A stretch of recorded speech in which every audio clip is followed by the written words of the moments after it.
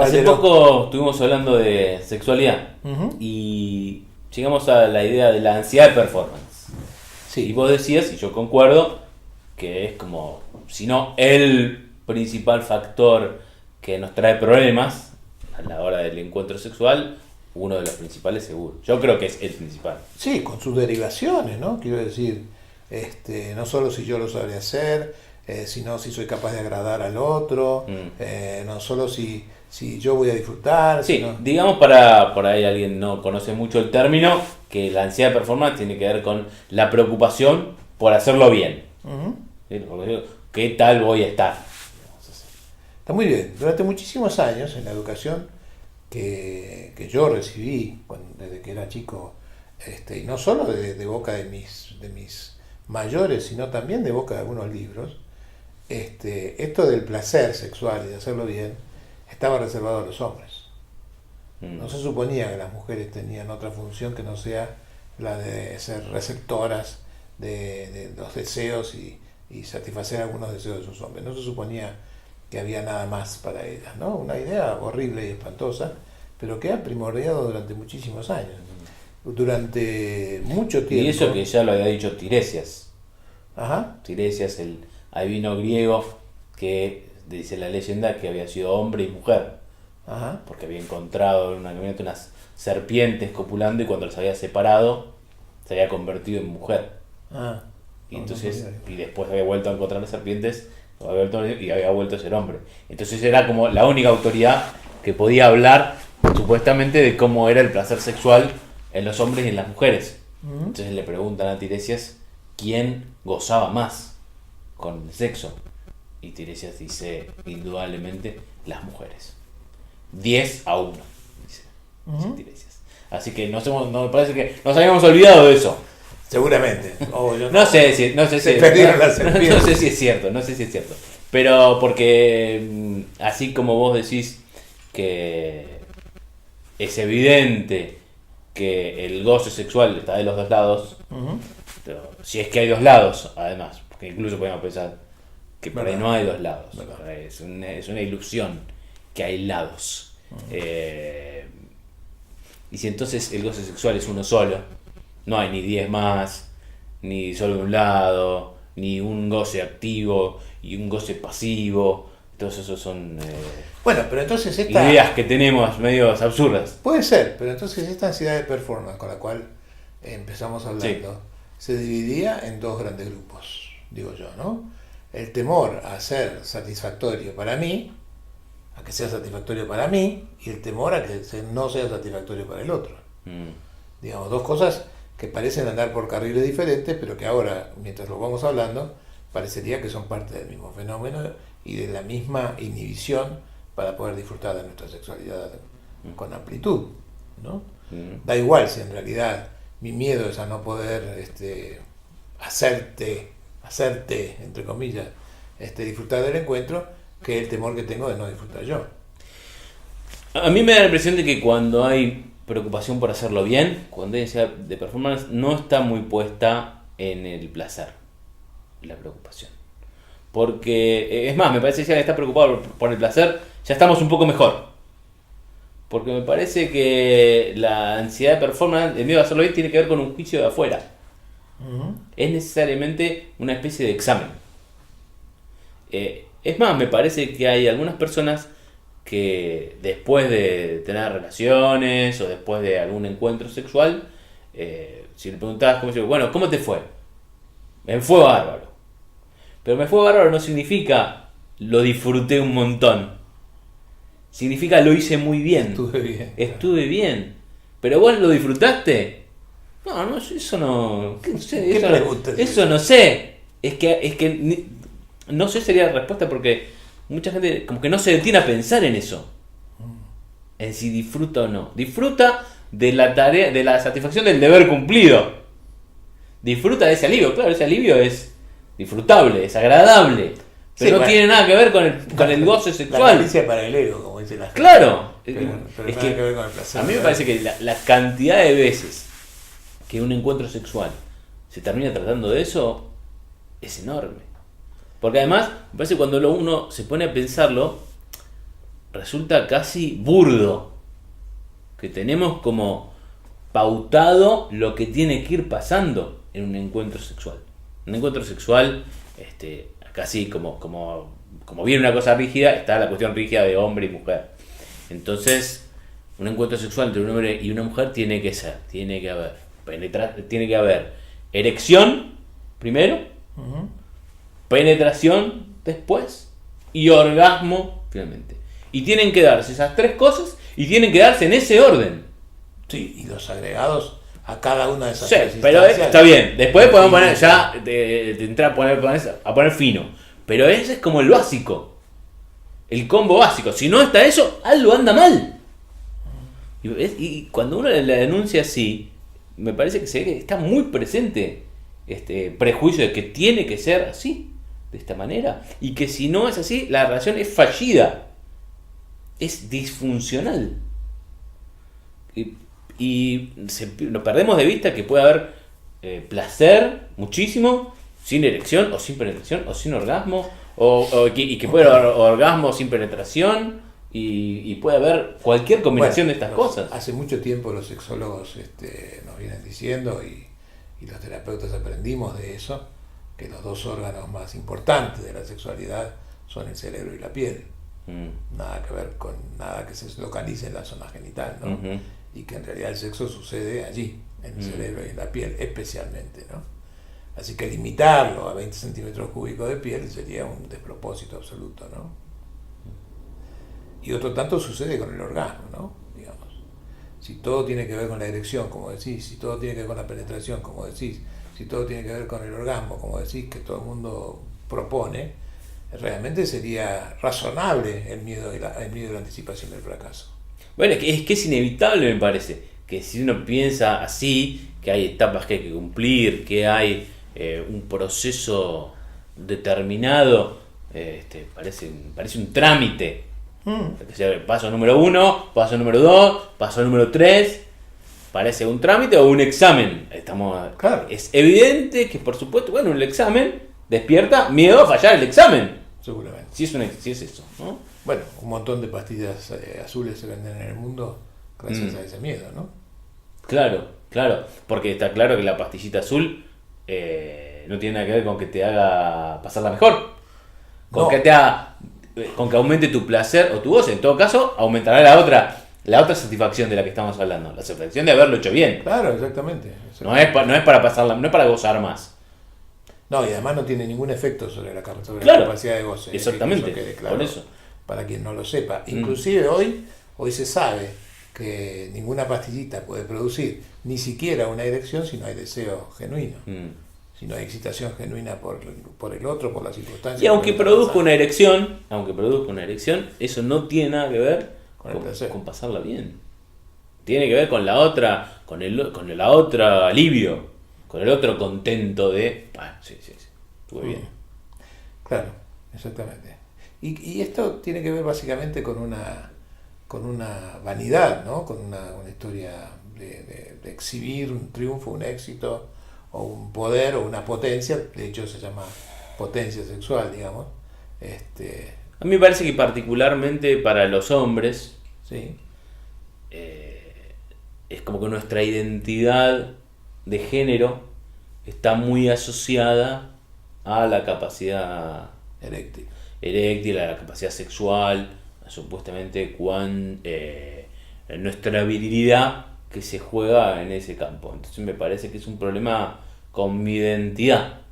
Yo me confirmo hombre en eso. Claro. A punto tal de necesitar inventar un montón de excusas si eso no sucede. Claro. La famosa colección de excusas, ¿no? El viejo chiste. El señor va con la señorita, tiene un encuentro, digámosle, fallido a nivel de erección, y entonces él inventa una excusa y dice, mirá, no sé qué decirte, es la primera vez que me pasa, una cosa así. Y entonces ella dice, la semana pasada me dijiste lo mismo. Y dice, también estoy perdiendo la memoria.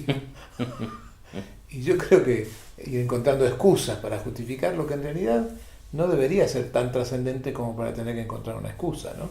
Debería ser, este es nuestro encuentro, así sucedió, y y esto es, ¿y qué vamos a hacer ahora con este encuentro y esta realidad, ¿no? Porque limitar la posibilidad de comunicarnos, si esto es una comunicación, como venimos diciendo, al hecho concreto de una vagina húmeda o un pene erecto, estamos restringiendo mucho nuestra capacidad comunicativa. Por supuesto, no cabe ninguna duda. Incluso empezar, bueno, si hay que hacer algo, bueno, no hay que hacer nada. Solo no quedarse tan fijado en eso para no poder disfrutar de las miles de otras posibilidades que puede haber en un encuentro sexual. Como en general, vamos a llamarlo así, aunque todo lo que estamos diciendo cuestiona esta idea de la disfunción. Como en general no es que hay un problema físico, que eso no sucede fisiológicamente por alguna cuestión, cuando las personas no se ocupan del problema de si no hay erección o si no hay lubricación o si no hay esto o si no hay lo otro, eso se acomoda solo, porque en realidad es un freno que estamos poniendo.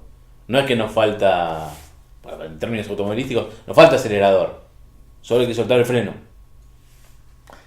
Me parece que esa es la llave. Y me parece a mí que nadie disfruta de un examen. Exacto. Puede ser que uno disfrute que le fue bien. Puede ser que uno salga contento del 10 que obtuvo como nota. Puede ser, pero no se disfruta del examen. El examen no es una situación disfrutable en sí misma, dar examen. Si uno llega a la cama pensando que va a dar un examen, su capacidad de disfrutarlo se limitará a que después lo pudo hacer. Pero durante el hecho a la nota. A la nota. Pero antes quedará solamente esta anticipación del hecho examinado, digamos así, esta anticipación del resultado que conspira contra el placer. Así es.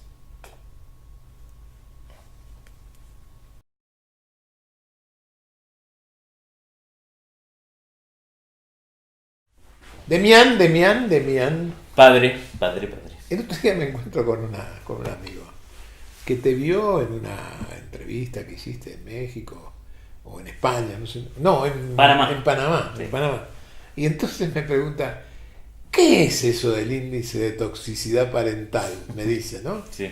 Y yo digo, ¿el cualo? Qué buena ¿El pregunta. cualo? ¿El qué? Así que no puedo pasar papelón delante de la gente sabiendo que estás diciendo algo y yo sé de qué hablas, Sí. pero no puedo extenderme para nada.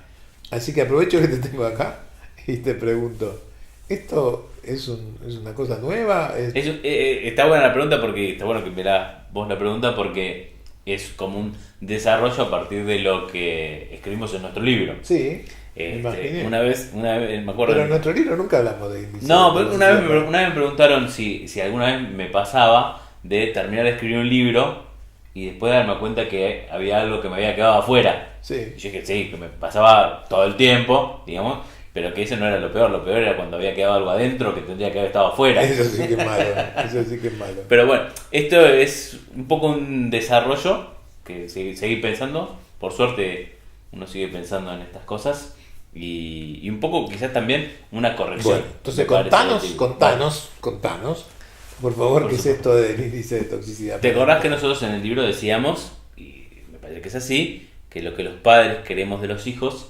esencialmente es que sean felices? Absolutamente.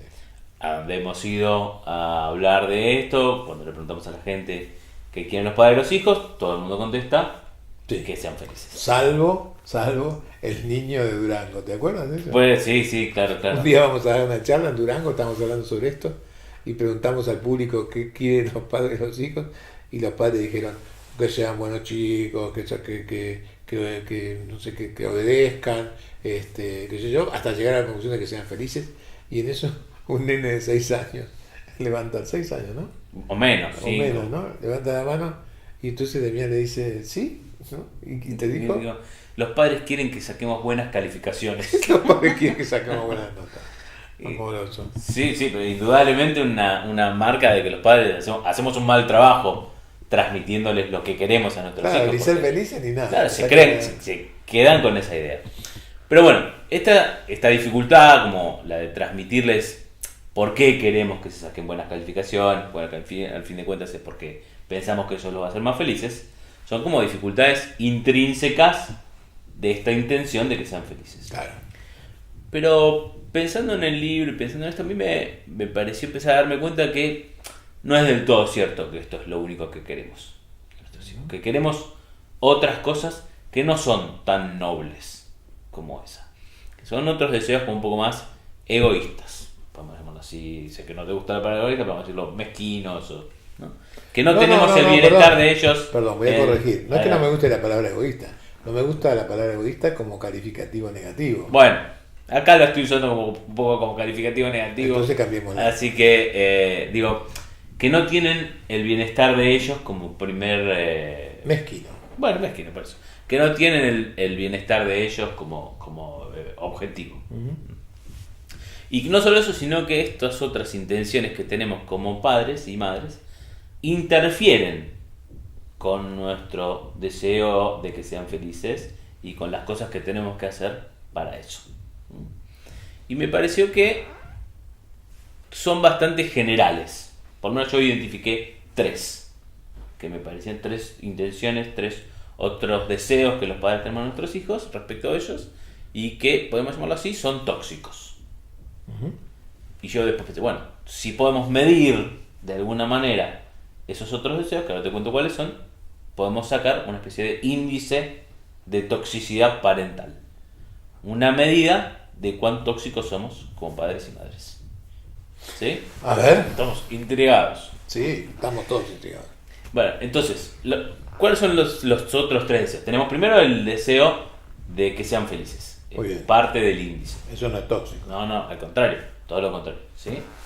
Y después tenemos para mí otros 3 deseos que son, el primero es que me parece que los padres y madres en general queremos sentirnos orgullosos de nuestros hijos. En general, me parece que todos, en mayor o menor medida, un poco queremos eso. No estamos hablando del placer de sentirlo, estamos hablando de ir por eso, ¿no? Claro, la intención. No tiene nada de malo sentirse orgulloso de los hijos. Claro. Lo que es complicado es que yo busque sentirme orgulloso. Que haga cosas para eso. Y que haga cosas para eso. Y si yo quiero, y si quiero mucho eso, es muy probable que se me filtre y que termine haciendo cosas para eso. Muy bien, vamos despacio entonces. ¿Sí? Una cosa es que yo me siento orgulloso y esté contento de sentirme orgulloso, y otra cosa es que sea mi objetivo. Exacto. Que quiera que hagas cosas para que yo me pueda sentir orgulloso de vos. Sí. Perfecto. Otra cosa que me parece que los padres y madres queremos en general es queremos que nuestros hijos nos quieran. Sí. ¿No? Queremos que nuestros hijos... Razonable deseo. Bueno, todos son razonables deseos. Yo no es que los juzgamos. No digo, tiene efectos complicados. Muy bien, detente. Pecador. Lo mismo. Detente, pecador. Esperá, dale. ¿Por qué? ¿Qué tiene de tóxico que yo quiera que mi hijo me quiera? Bueno, ahí pará. Termino los 3 y te digo qué tóxico tiene cada uno. Porque Venga. el primero también. Por ahí requiere, bueno, Es ¿qué verdad. tóxico que Es verdad. quieras tener orgulloso? Bueno, Es verdad. ahora te cuento. Pero vale lo mismo, vale el primero, vale la misma aclaración que para el primer deseo. Que es, por supuesto que no tiene nada de malo que tus hijos te quieran. Y no tiene nada de malo que te guste que tus hijos te quieran. Pero si haces cosas para eso, entonces te vas a empezar a interferir en la educación. Muy bien. Y me parece que el último deseo que los padres y madres tenemos respecto a nuestros hijos es que no estorben. Muchas veces queremos que no estorben o que sean de ayuda. Queremos eso. Me parece que no nos gustará, no lo queremos decir, pero muchas veces queremos eso y hacemos cosas para eso, ¿no? Niño, dejaría de joder con la pelota. Bueno, ¿quién no ha pensado algo así en algún momento? Entonces, bueno, por ahí vale la pena detenernos en por qué yo creo que son tóxicos estos deseos. El de sentirnos orgullosos me parece que es porque en general uno se siente orgulloso cuando lo que ve coincide con los ideales que uno tiene. Te sentís orgulloso porque lo que ves, bueno, sí, es como yo quería, coincide con tus ideales. Okay. Entonces te pones orgulloso. Si vos haces cosas para que lo que tus hijos hacen coincida con tus ideales, entonces vas a estar pretendiendo que sigan tus propios mandatos y tus propios ideales y preconceptos, en lugar que ellos puedan buscar los propios modos de ellos. Muy bien, pero de alguna manera eso tiene que ver con la educación. Uno educa a sus hijos de alguna manera desde sus propias ideas y de sus propios conceptos. ¿Cómo pensar que no voy a influir en su elección? Sí, pero no, yo no digo que no vamos a influir. Por supuesto que vamos a influir. Primero que me parece que uno podría tratar de disminuir esa influencia. Pero seguro que influimos, me parece que es imposible pensar la educación sin eso.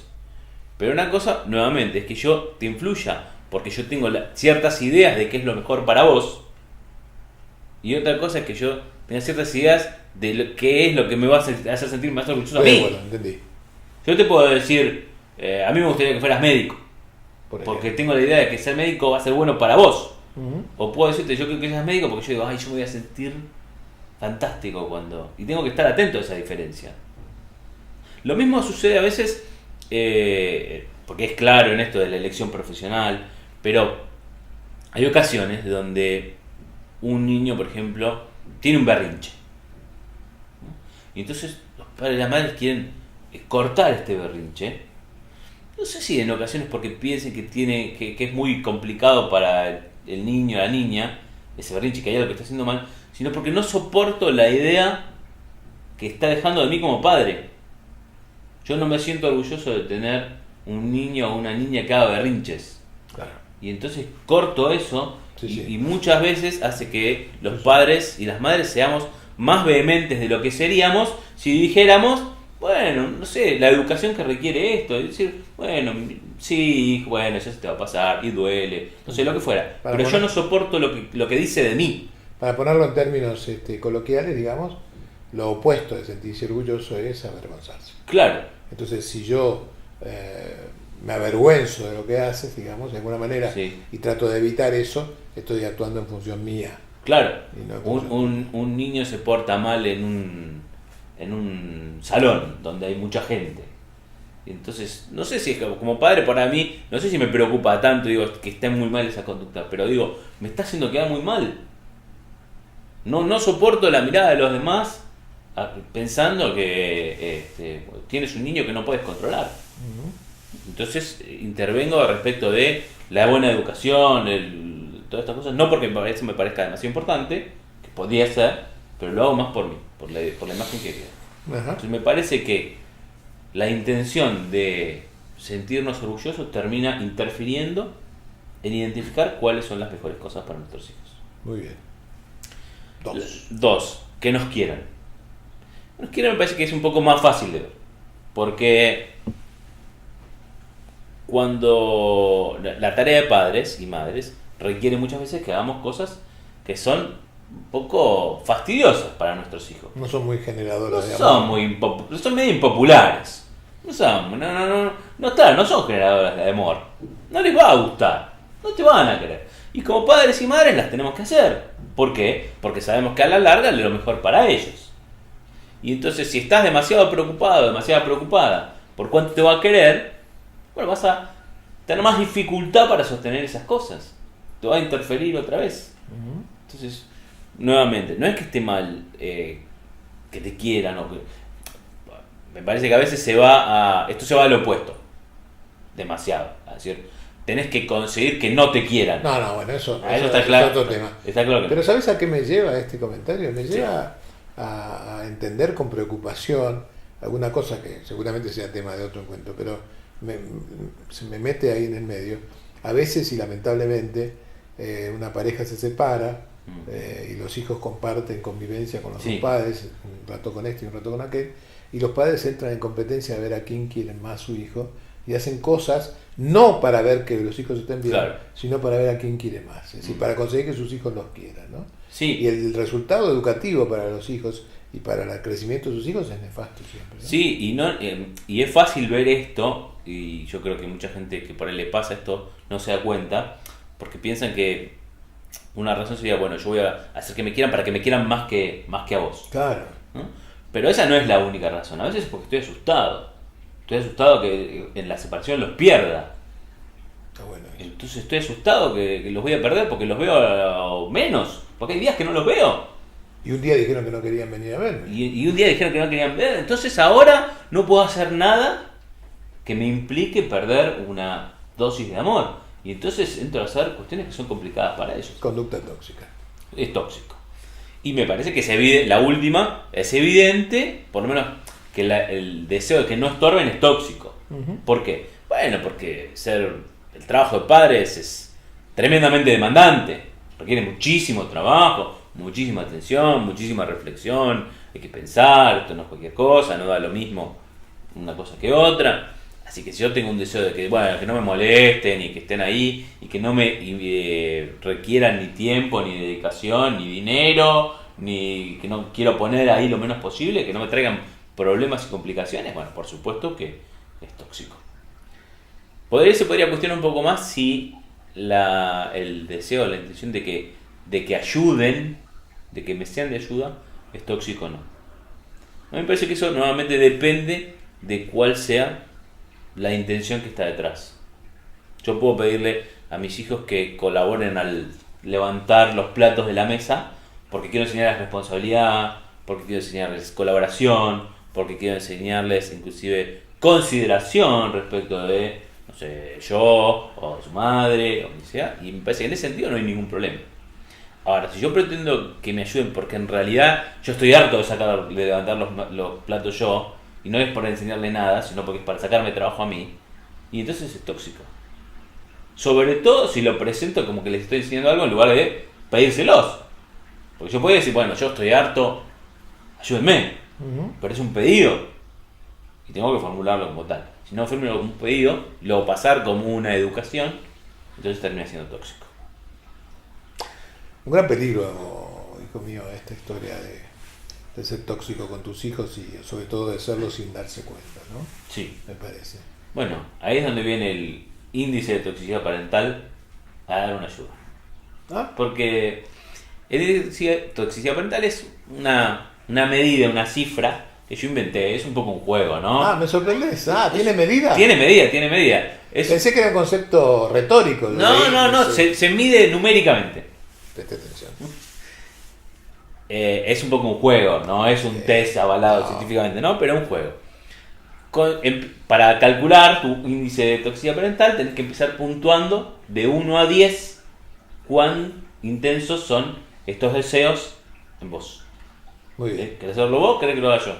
No, yo lo hago, yo me someto. Bueno, de 1 a 10, Sí. ¿cuánto querés? Pensalo cuando tus hijos estaban en edad de ser educados, ¿no? No ahora. 10 años. 8. Claro, cuando Muy tus bien. hijos tenían 10, Venga, 8, ahí va. 14, qué sé yo. Prometo ser sincero. ¿Cuánto querías que tus hijos fueran felices? De 1 a 10. La verdad, 10. 10, por supuesto, siempre es 10. Ah, muy bien, Casi siempre es 10 esa respuesta, ¿no? Para todos los padres y madres, ese deseo, por eso nuestro libro lo pone así, porque bueno, eso es esencialmente cierto, siempre 10. Muy bien. Muy bien. Pero los otros tienen más variabilidad. Adelante. De 1 a 10, ¿cuánto querías que sentirte orgulloso de tus hijos? Yo, la verdad que creo que ahí no mucho. Yo pondría 4, de verdad. Bueno, muy bien. Nunca me interesó en lo personal demasiado. Todo perfecto. ¿Y cuánto querías que te quisieran? 9. Muy bien. ¿Y cuánto querías que no te estorbaran? De 1 a 10. No, la verdad que no demasiado. Yo pondría un 3 ahí. Bueno, el índice de toxicidad parental se calcula así. A ver. Sumando los 3 valores de los deseos tóxicos, dividido el valor de cuánto querés que sean felices. A ver. ¿Sí? ¿Cómo Que es sería siempre entonces? 10. En tu caso sería 4, Más 3, más 10. 4 más 9, 4 más 9, 13. más 3 dijiste. Sí, creo que sí, 3 o 2. 3, 2 o 3. Es importante. 2. ¡Ah! ¡Muy bien! 4 más 9, 13 más 2, 15. Sí, Dividido 10, 1,5. sí. La lectura del índice de toxicidad parental dice: Dice. ideal menor de 1. Bien. No. Estamos en el horno. Ideal menor de 1. Sí. Aceptable ¿Aceptable? entre 1 y 1.5. ¿Qué va a ser? Entraste ahí, justito. Puntito en el límite. Mayor de 1.5, atención. Si te da más de 1.5, tenés que estar atento. Porque es muy posible que estés siendo tóxico en algún aspecto. Entonces, bueno, uno puede jugar un poco con esta idea. Aunque sea para aumentar su darse cuenta, ¿no? Exactamente, es un juego, digamos, así para eso. Pero, bueno, Me parece que puede hacer que alguien preste atención a esto. Por supuesto, si te da más de 1.5 tenés que revisar en cuál valor está como más elevado. En tu caso, bueno, esto de que te quieran. Y cada uno tendrá que ver cuál es la parte que le cuesta más. Bueno, es interesante porque en realidad, ahora que me lo decís, pienso, ¿no?, que casualmente el índice más grande es aquel en el que menos he realmente podido hacer. Porque era la época donde yo trabajaba mucho, donde estaba mucho tiempo fuera y donde la verdad no podía ocuparme mucho de que me quieran. Quizás esto lo salvo de mí, ahora que lo pienso, ¿no? Puede ser, Pero, puede ser. Seguro. Pero de todas maneras entiendo muy bien y entiendo que nos obliga a los padres a reflexionar. Esto es, ahora que nadie nos escucha, ¿y cuánto dio tu índice? 1.4. Ya me ganó otra vez. Vamos mejorando de a 0.1 por generación. Ah, ¿sí? Qué bueno mis bisnietos. Nos vemos.